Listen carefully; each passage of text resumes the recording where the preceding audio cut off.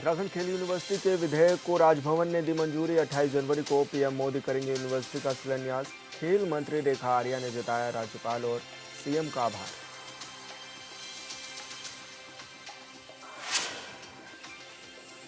उत्तराखंड में ballot paper से होगा निकाय चुनाव। प्रत्याशियों की पृष्ठभूमि होगी सार्वजनिक। राज्य निर्वाचन आयुक्त ने लेटर जारी कर दी जानकारी।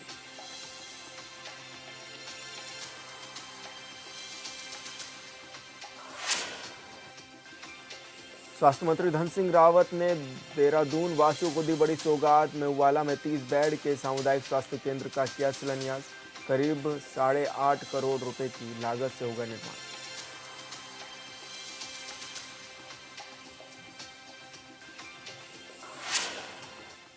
नमस्कार, हॉर्नबिल टीवी देख रहे हैं आप। मैं हूं आपके साथ विशाल गर्ग। बड़ी खबर का रुख करेंगे। निकाय चुनाव को लेकर निर्वाचन आयोग की तैयारी। 27 से 30 सितंबर तक होगा नॉमिनेशन।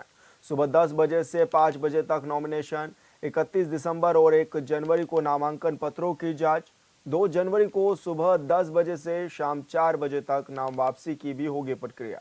3 जनवरी को दिए जाएंगे चुनाव चिन्ह और 23 जनवरी को सुबह 8 बजे से शाम 4 बजे तक होगी वोटिंग। 25 जनवरी को परिणाम होंगे घोषित। 11 नगर निगम, 43 नगर पालिका और 46 नगर पंचायत में चुनाव। नगर पालिका में 444 और नगर पंचायत में 298 सदस्य। तो बड़ी खबर आपको बता रहे हैं, जहां पर आचार संहिता लागू हो चुकी है और 3 जनवरी को चुनाव चिन्ह भी दिए जाएंगे। तो बड़ी खबर आपको बता रहे हैं, जहां पर निकाय चुनाव की तैयारियां जोरों शोरों से अब जारी हो गई हैं। 23 जनवरी को सुबह 8 बजे से शाम 4 बजे तक मतदान होगा। इसी दौरान 25 जनवरी को परिणाम भी घोषित हो जाएंगे। तो बड़ी खबर आपको बता रहे हैं। 11 नगर निगम, 43 नगर पालिका और 46 नगर पंचायत में होंगे चुनाव। चुनाव को लेकर अधिसूचना भी जारी हो चुकी है और नगर पालिका में 444 और नगर पंचायत में 298 सदस्य हैं। तो निकाय चुनाव को लेकर निर्वाचन आयोग ने तैयारियां पूरी कर ली हैं। और संवाददाता अरुण सैनी हमारे साथ फोन लाइन पर जुड़ गए हैं। अरुण, क्या कुछ जानकारी मिल रही है, किस तरह की तैयारियां हैं अब निर्वाचन आयोग की? जी विशाल, निकाय चुनाव को लेकर निर्वाचन आयोग ने भी अपनी तैयारियां पूरी कर दी है और लगातार निर्वाचन आयोग अपनी तैयारियों में जो है निकाय चुनाव की ओर जुटा हुआ है। आदर्श आचार संहिता प्रदेश में लागू हो चुकी है, जिसमें कि 31 दिसंबर से 1 नवंबर तक जो है नामांकन पत्रों की जांच होगी। वहीं जो है 27 दिसंबर से 30 दिसंबर तक जो है नॉमिनेशन होगा। इसी के साथ ही 2 जनवरी को नाम वापसी की प्रक्रिया रहेगी।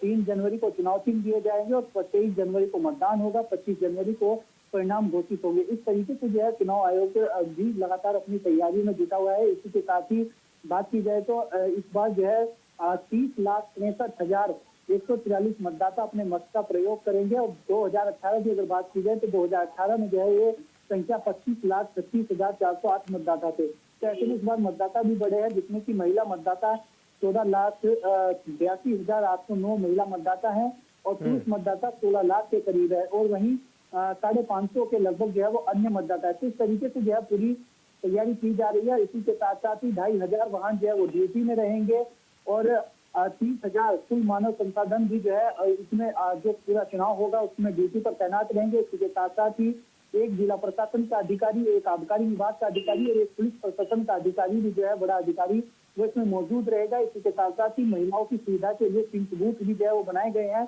70 पिंक बूथ जो प्रदेश में बनाए जाएंगे निकाय चुनाव को लेकर के और जो चुनाव संबंधित पूरा डाटा है वो पब्लिक डोमेन में भी जो है उनकी जानकारी दी जाएगी।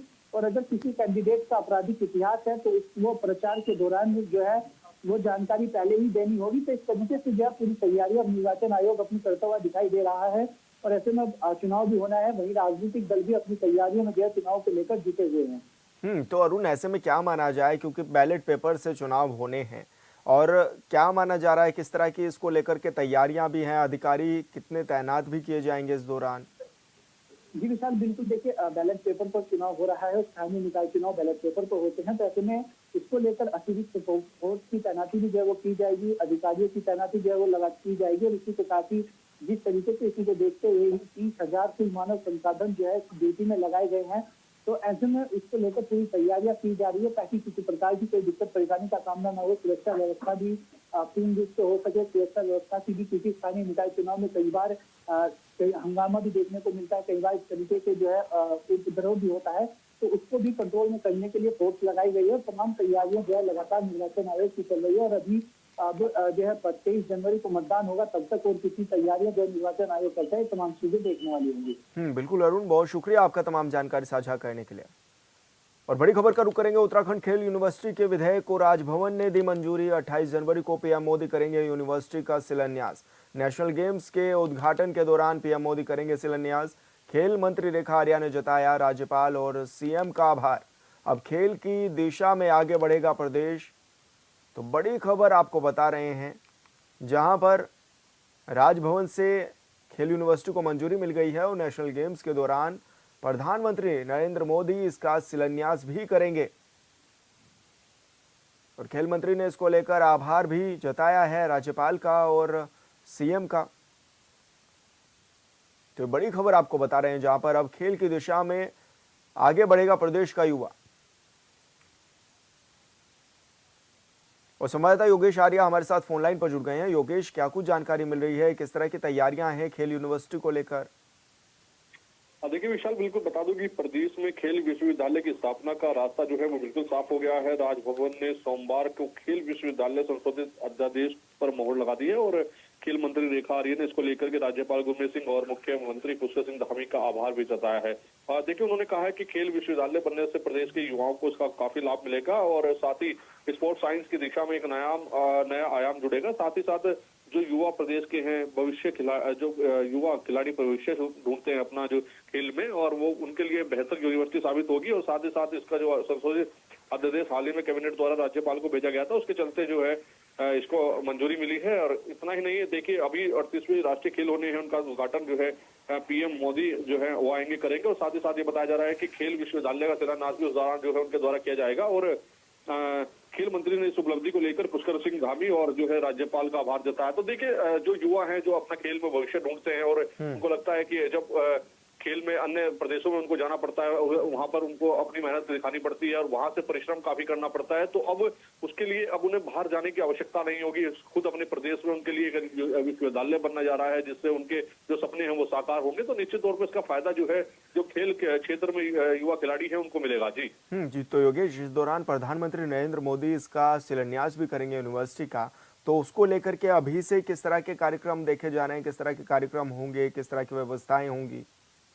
देखिए बिल्कुल, 38वें राष्ट्रीय के जो खेलों का आयोजन होना है उसको लेकर के तैयारियां की जा रही है। साथ ही साथ पीएम आएंगे तो उसको लेकर भी तैयारी की जा रही है। साथ ही साथ इसका डीपीआर तैयार किया जा रहा है, जगह चिन्हित की जा रही है कि कहां पर जो है इसको बनाया जाएगा और साथ ही कितना इसका बजट रखा जाएगा। तमाम चीजों को लेकर के जो है प्रशासनिक तौर पर जो है इसका चयन किया जा रहा है और खुद इसकी मॉनिटरिंग जो है खेल मंत्री रेखा आर्य कर रही है। और साथ ही साथ देखिए, युवाओं खिलाड़ियों के लिए कई बार ऐसी समस्या आती है कि जो अधिकारी होते हैं वो उनके खेल के नाम पर कहीं ना कहीं उनका शोषण भी देखने को मिलता है। तो उस चीजों को भी चीजें भी सामने ना आए और अगर इस तरह की कोई समस्या सामने आती है तो युवा खिलाड़ी जो है वो अपना जो है खेल मंत्री से सीधा जो है संपर्क कर सकते हैं, साथ ही अपना शिकायती पत्र उनको दे सकते हैं। उस पर निश्चित तौर पर कार्रवाई होगी। इसको लेकर भी देखा जो आर्य खेल मंत्री उन्होंने स्पष्ट कर दिया है। तो निश्चित तौर पर आने वाले कल में जो है ये यूनिवर्सिटी जो है एक मील का पत्थर साबित हो सकता है युवा खिलाड़ियों के लिए। जी बिल्कुल योगेश, बहुत शुक्रिया आपका तमाम जानकारी साझा करने के लिए।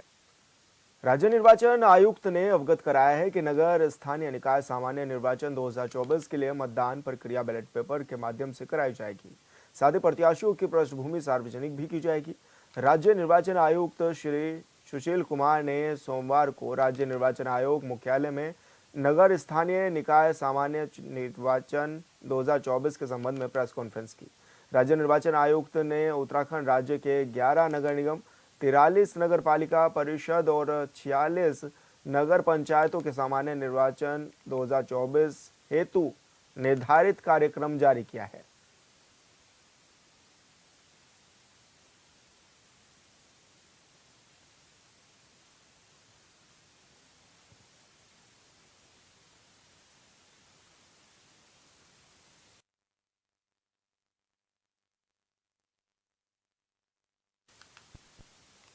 निकाय चुनाव के लिए आरक्षण की अंतिम सूची जारी कर दी गई है। आपत्तियों के निस्तारण के बाद उत्तराखंड शासन ने नगर निकायों में महापौर और अध्यक्ष पदों के लिए आरक्षण की अंतिम सूची भी जारी कर दी है। वहीं राज्य निर्वाचन आयुक्त सुशील कुमार ने बताया है कि नामांकन पत्रों को प्राप्त करने की तारीख 27 दिसंबर से शुरू होकर 30 दिसंबर तक चलेगी। साथ ही 23 जनवरी को निकाय चुनाव होंगे, जबकि 25 को मतगणना भी होगी। उन्होंने बताया है कि राज्य निर्वाचन आयोग ने मतदान को लेकर सभी तैयारियां पूरी कर ली हैं।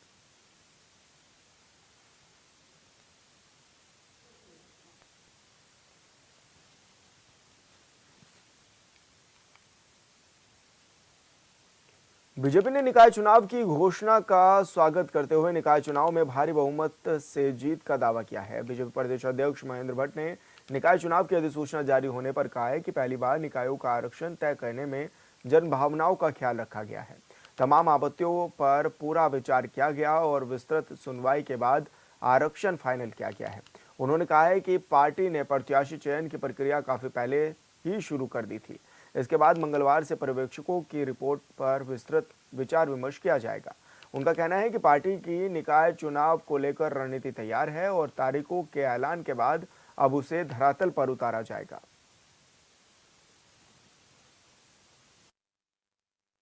23 जनवरी को उत्तराखंड के सभी नगर पालिका और नगर निगमों के अंदर स्थानीय निकाय के लिए जनादेश प्राप्त होगा।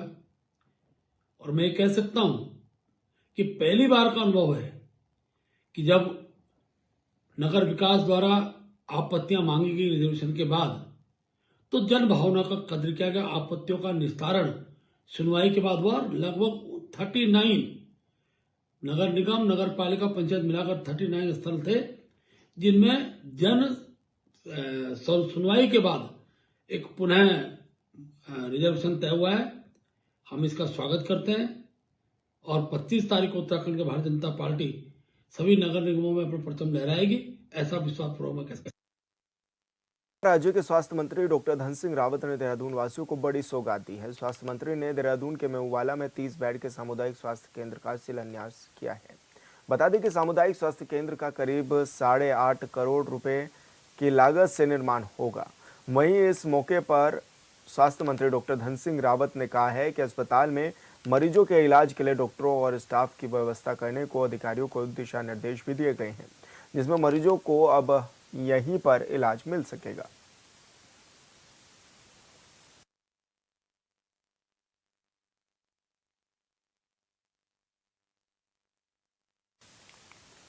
उत्तराखंड में राष्ट्रीय खेलों का काउंटडाउन शुरू हो गया है। इसके तहत खेल मंत्री रेखा आर्या ने देहरादून के राजीव गांधी क्रिकेट स्टेडियम में 4 टीमों को हरी झंडी दिखाकर रवाना किया है।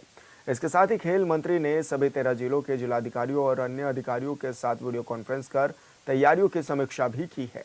बता दें कि 26 दिसंबर से हल्द्वानी के गोलापार में राष्ट्रीय खेलों की औपचारिक मशाल यात्रा शुरू होने जा रही है, जिसके लिए 3 सजे धजे कैटर और अन्य टीमों को देहरादून के लिए रवाना किया गया है। खेल मंत्री ने कहा है कि 26 दिसंबर को हल्द्वानी से शुरू होकर मशाल यात्रा पूरे 1 महीने का सफर तय करते हुए 25 जनवरी को देहरादून पहुंचेगी।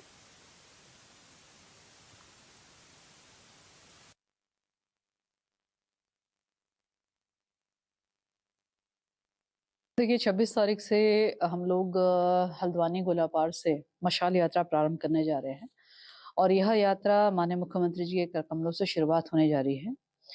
निश्चित रूप से इसकी तैयारी बैठक जो है आज मैंने ली है और इस तैयारी बैठक में हमारे 13 जनपदों के जिलाधिकारी जुड़े रहे, जिनसे इस यात्रा को हर मुख्यालय तक पहुंचना, मुख्यालय से ब्लॉक लेवल तक में इस राष्ट्रीय खेलों का अथवा मशाल यात्रा का पूरी जन जागरूकता करना, इसके साथ ही वॉलंटियर रजिस्ट्रेशन होना, इसके अतिरिक्त कुछ अन्य कार्य भी जो कि जिलाधिकारी अपने स्तर से कर सकते हैं, बतौर उनको सुझाव उनको दिए गए हैं, जिसमें हमारी मैराथन से लेकर वो किसी प्रकार की प्रतियोगिता जिसमें रस्साकसी हो गया या पुशअप हो गया, पंजा प्रतियोगिता हो गया, इस प्रकार के कार्य भी कर सकते हैं।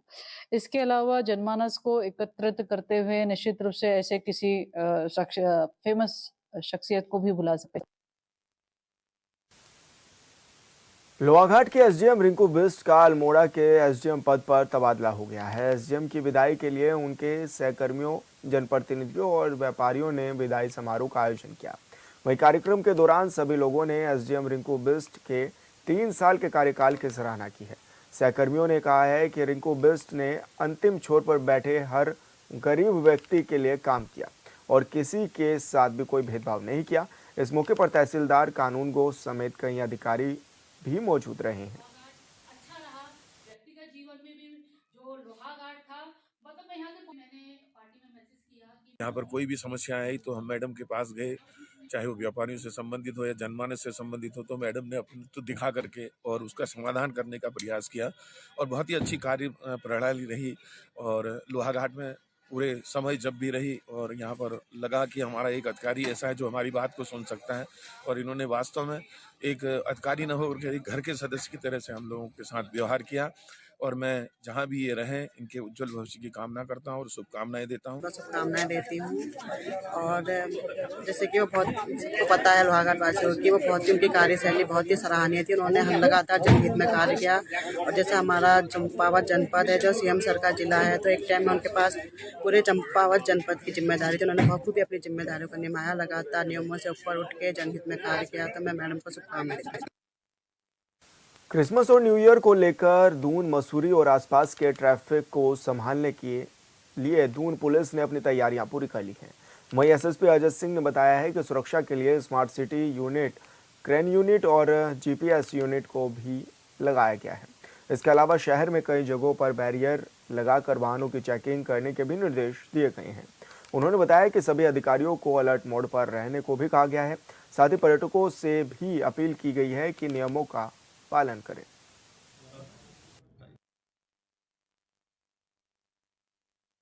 क्योंकि जिस तरह से अभी क्रिसमस का एक पर्व के रूप में लोग मनाने लगे हैं, तो छुट्टियां भी होती हैं, लोग हर तरह के लोग आते हैं, साथ ही साथ नया साल भी है और उसके बाद एक वीकेंड भी लंबा है, तो इसमें काफ़ी सारे पर्यटक के आने की उम्मीद भी है। खासकर अगर मैं देखता हूँ देहरादून में मसूरी है, ऋषिकेश है और चक्राता भी हमारा एक डेस्टिनेशन है। और खासकर माननीय मुख्यमंत्री जी का जो शीतकालीन जो डेस्टिनेशन की बात कही गई, उसमें मसूरी हमारा जो फेमस एक शीतकालीन डेस्टिनेशन है। साथ ही साथ चक्राता भी बहुत ही डेवलपिंग और प्रॉस्परस जगह है जहाँ पर लोग घूमने पर्यटक आते हैं यहाँ पर। और जिस तरह से अभी फोरकास्ट की बात चल रही मौसम विभाग की, जिसमें एक बर्फबारी की अंदेशा भी है या मौसम के जो अनुमान है, तो पर्यटकों से ये अपील रहती है कि जब भी वो इस तरह की यात्रा पर आए तो एक बार मौसम विभाग का जरूर चेक कर लें, जिससे कि वो अपनी तैयारियों से आए। यहाँ पर तैयारी से आने से अच्छा रहेगा और सारी व्यवस्थाएं पुलिस द्वारा इस बार और बेहतर की जाए। चमोली के ऊंचाई वाले इलाकों समेत सीमांत प्रखंड जोशीमठ की नीतीमाना घाटी में कल दोपहर बाद बदले मौसम के मिजाज से जहां इस सीजन की दूसरी बर्फबारी शुरू हुई, जिसके चलते उच्च हिमालय क्षेत्र, Badrinath Dham, Hemkund Sahib, Chenab valley, Lord Curzon trek समेत नीतीमाना घाटी के सरहदी गांव में जमकर हिमपात हुआ है। ओली के नीति वैली तक नीति वैली 4x4 एक्सपीडिशन टूर का संचालन कर रहे ओली के युवा साहसिक पर्यटन कारोबारी अंशुमन बिष्ट ने जानकारी दी है कि उनका पर्यटन दल धौली गंगा क्षेत्र के नीति घाटी में है और इस मिनी स्पीति वैली में सीजन का दूसरा हिमपात देखने को मिला है, जिससे देखकर पर्यटक काफी खुश नजर आ रहे हैं।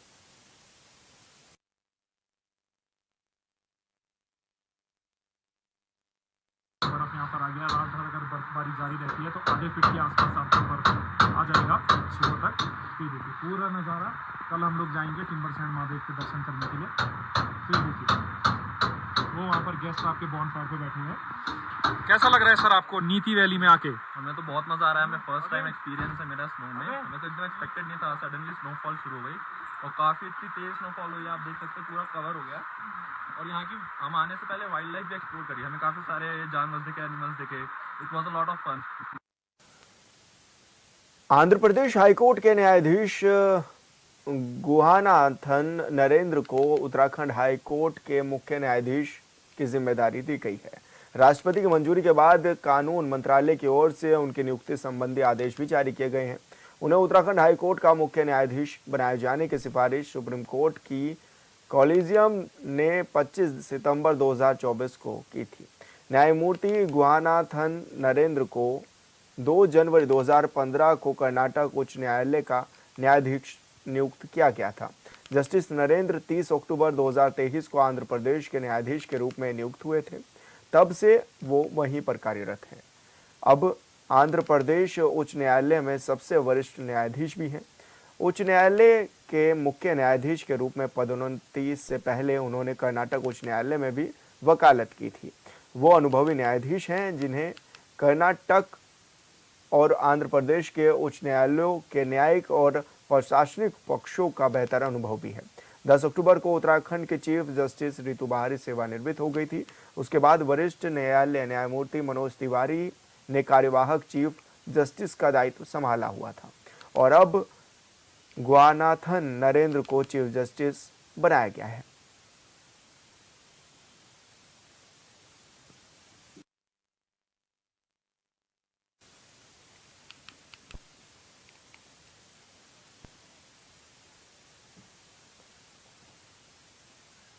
टिहरी के नरेंद्र नगर में गुस्साए ग्रामीणों ने बद्रीनाथ हाईवे को जाम कर विरोध प्रदर्शन किया है और जल संस्थान के अधिकारियों पर लापरवाही के इस दौरान आरोप भी लगाए हैं।